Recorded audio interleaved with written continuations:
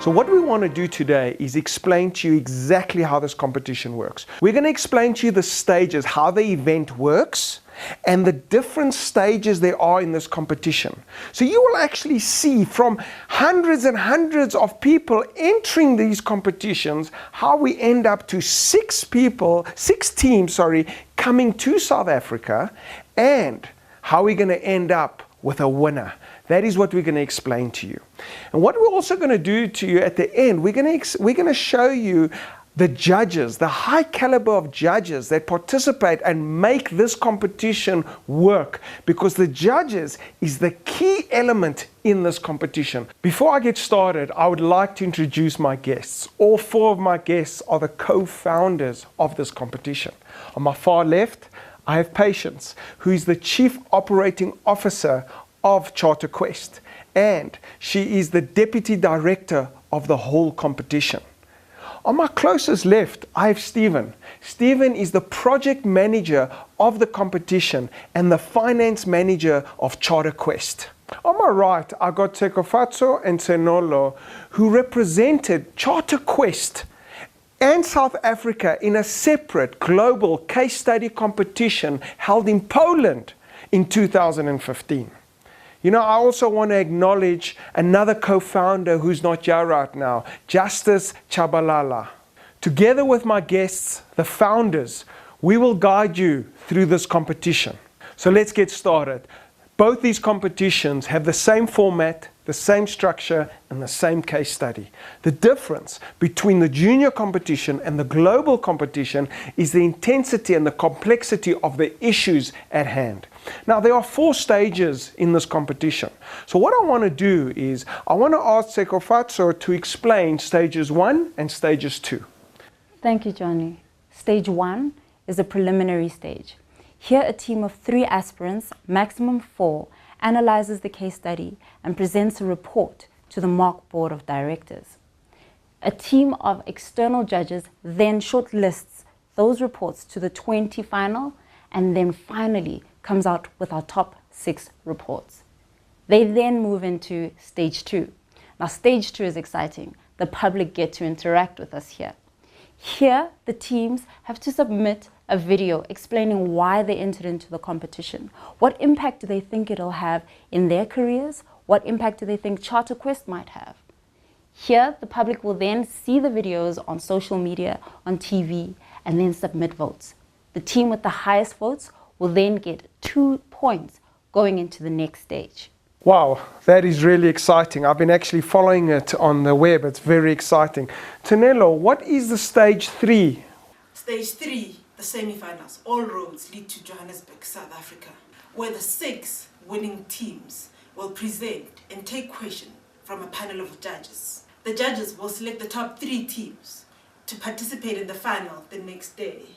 Thank you, Tanelo. Now, the final stage I'm really looking forward. What is stage 4 of this competition? Tsekofatso, can you please tell us? Here, the stakes are completely high. The final 3 teams are given an extended case study.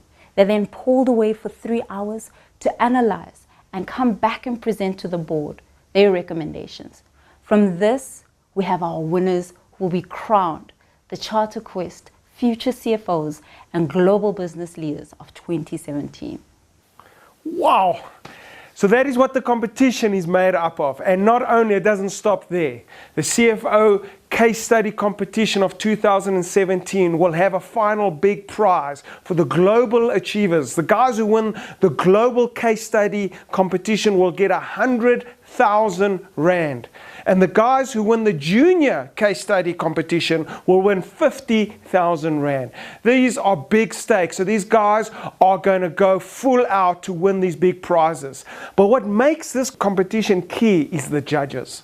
And I want to go and just show you guys the caliber of judges. We have 100 years. Last year we had about 100 years of experience. These are chartered accountants, MBAs. These people are highly qualified with years of experience in their companies. So I want to just go through to show you guys the caliber of judges we have in this competition. This competition is close to the real thing. That's why it's going to change lives in South Africa, Africa, and the rest of the world.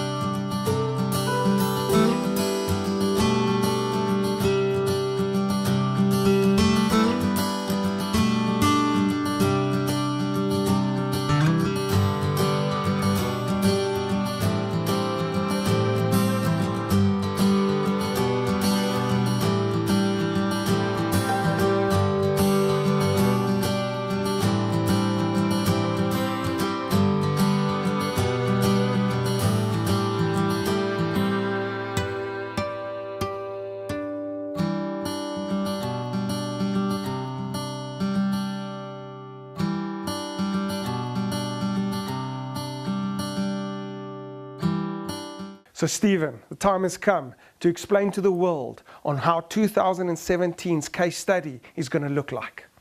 Thank you, Johnny. So this year, 2017, the case study moves from the telecommunications industry to the global mining sector. The Amango case, researched, designed and developed by the Charter Quest Institute, is based on a real-world multinational business within the global metal and mining industry. It simulates the strategic decisions its group CFO and board faced or potentially faces. The group is faced with the complex interplay of strategic threats, weaknesses, and opportunities, some of which are embedded with serious ethical dilemmas. involving compelling individuals and powerful stakeholders that create a context for significant organizational change. The board has published a 3-year viability statement and turnaround strategy with emphasis on 4 policy objectives. 1. Restructure the portfolio. 2. Deleverage the balance sheet. 3. Drive operational discipline. And 4. Change dividend policy. 6 major issues have surfaced that require the group's attention, for which the board has asked the teams to prioritize, evaluate, and offer strategic advice. Managing divisional performance group-wide. A strategic performance measure relied upon to evaluate and reward executives appears to be creating some dysfunctional behaviors with unintended consequences. The CFO global aspirants were required to apply concepts relevant to financial and performance management, strategic management, as well as cost and management accounting. The CFO junior aspirants were required to apply business studies as well as accounting. Strategic joint venture decision in Canada. A native Aboriginal group in Canada has been on rampage against mining companies, singling out Amango for exploiting mineral resources with too little benefit accruing to their clan. A number of mining companies, including Amango, are going into JV arrangements to mitigate this risk and undertake coal mining projects following resurgence in coal prices. There is need to decide on the best configuration for the mining infrastructure, amongst others. The CFO global aspirants were required to apply concepts relevant to risk and decision management, people and relationship management, as well as a clear distinction between traditional and modern cost management accounting techniques. The CFO junior aspirants were required to apply concepts relevant to economics as well as business studies. Strategic disposal in Brazil. Amango, as part of an ongoing asset restructuring program, has received a $1.5 billion offer to buy one of its subsidiaries in Brazil. The offer needs to be evaluated taking into account its interconnection with the corporate reconstruction and reorganization issue. The CFO global aspirants were required to apply concepts relevant to financial reporting, international financial management, as well as strategic management. The CFO junior aspirants were required to apply economics, accounting, as well as business studies. Balance sheet deleverage or share repurchase. Amango's iron ore and coal disposal plans in South Africa has come under attack by the PIC, its single largest shareholder, who is threatening to dump its shares in the market if it proceeds with the disposal plan. In a separate development, the government is about to promulgate a new set of mining regulations that will impose a 10% royalty tax on the turnover of all mining companies and require them to surrender 26% of their ownership to historically disadvantaged persons as part of its Black Economic Empowerment (BEE) policies. The company is considering to rather sell part of its residential property portfolio to a BEE group and use the funds to meet specified objectives. The CFO global aspirants were required to apply concepts relevant to financial accounting, interest rate risk management, financial management, business ethics, industrial and community relations, the management of government relations, as well as strategic management. The CFO junior aspirants were required to apply accounting, economics, and business studies, operational risk, and industrial action in Australia. A controlled shutdown has been hurriedly effected in one of the group's mines in Australia, with 560 personnel evacuated due to safety concerns. 6 are reported dead, and 80 miners trapped in deep underground mines have been rescued. The incident has invited us notice to strike from the trade unions, and there is a protected strike that is already in motion. The CFO global aspirants were required to apply relevant costs and benefits, financial management, public relations management, human resources management, supply chain management, operations and safety management, as well as business ethics. The CFO junior aspirants were required to apply accounting and business studies. The CFO Global aspirants were required to apply concepts relevant to ROI, RI, EVA, and strategic management, corporate reconstruction and reorganization. There's a fierce board debate over the strategic direction of the group, impacting on the decision as to which businesses to sell and which ones to keep. The CFO junior aspirants were required to apply accounting and business studies. That, Johnny, is the 2017 case study. Wow. You know, I told you guys when we started this, I told you that this is life-changing. I told you that this will fill the gap of a student who's studying theory and get him into a real-life situation. There's nothing more real life than what you've just heard. These are real things happening in businesses every day that a student who's studying some kind of qualification that wants to better himself, can you imagine if he solves these issues on a stage with a world class of judges with hundreds of years of experience? What kind of students, what are we doing to education in Africa, in South Africa, and for the rest of the world? I am so excited. I'm so pumped for this competition, guys.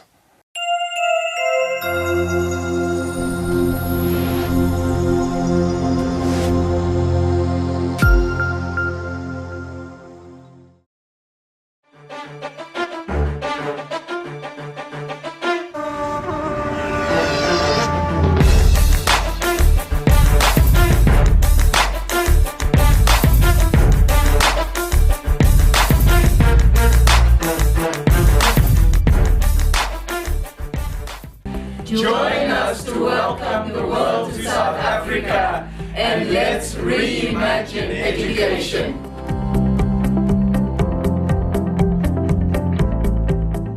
Once every year, the CharterQuest Professional Education Institute, through its Corporate Social Investment Foundation, the Case Study Center, brings the world to South Africa and takes South Africa to the world to benchmark and celebrate fit-for-purpose education. It is more than just knowledge. It's the critical and professional application to real-world problem solving, out-of-the-box thinking. It is more than just cognitive intelligence. It's the rigorous development of emotional intelligence. It is more than just passing exams. It transforms the mindset and grooms the next generation of leaders. That's what the CFO case study competition and the CFO junior case study competitions are all about.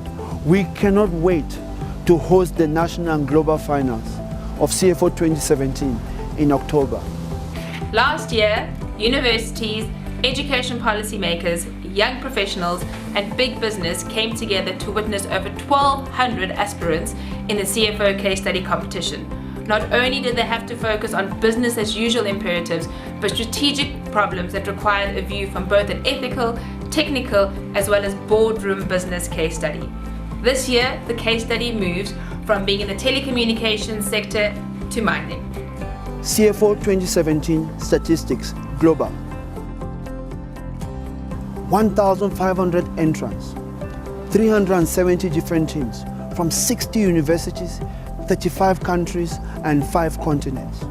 The CFO Junior Statistics, in its first edition, 800 aspirants and 260 teams from 80 public and private high schools across 9 provinces in South Africa. After multiple rounds, the best 6 teams were invited.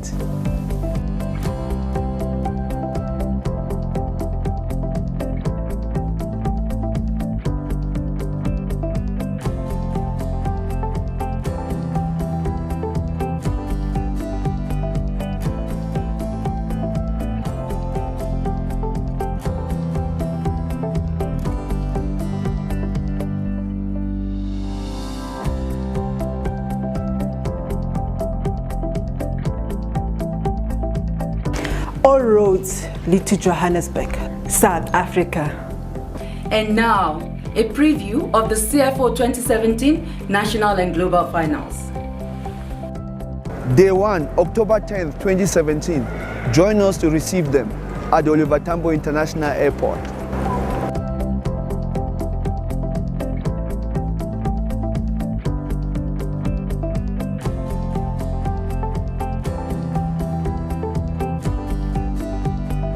So it's great to finally be in Johannesburg. Day 2, October 11, 2017, we tour some of the most iconic sites in South Africa, starting with Soweto. Good afternoon, ladies and gentlemen. I'm your host today, Buhlabenko Simkandla, for the CFO Case Study Competition of 2017. This year, we are also launching its junior version, the CFO Case Study Junior Competition. Today, I promise that you're going to have a lot of fun. We are right here at the Vilakazi Street in Soweto. Soweto. Soweto. Soweto. Soweto. Soweto. And there's a lot of excitement, as you can see behind me.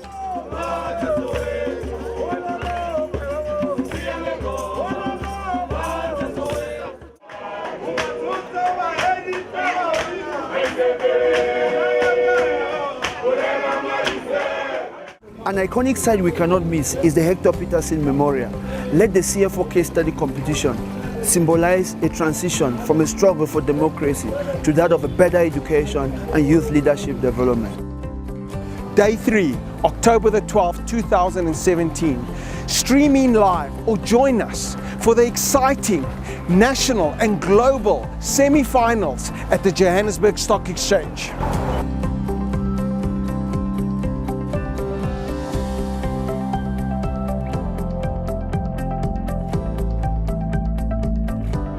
Day 4, October 13, 2017, the national and global finals. It's action-packed with 4 scenes. Scene 1 is where we announce the semi-finalists on their way to the grand finale at the Sandton Convention Center.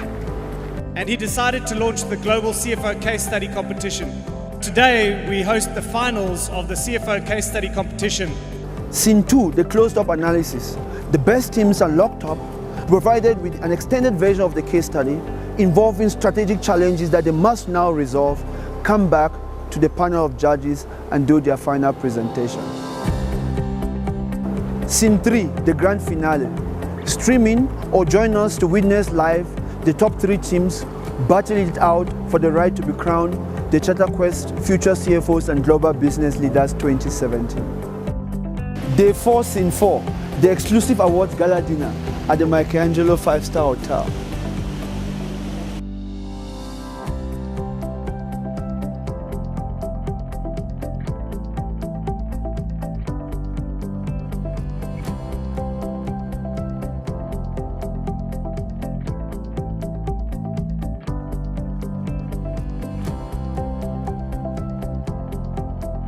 Day 5, October 17, 2017, the JSE Market Open and University Outreach.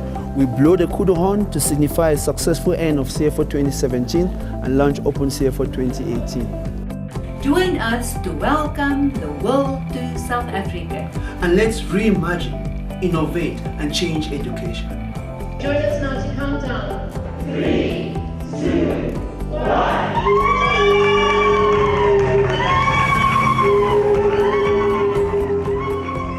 Log on to www.charterquest.co.za. Click on the CFO and join us today.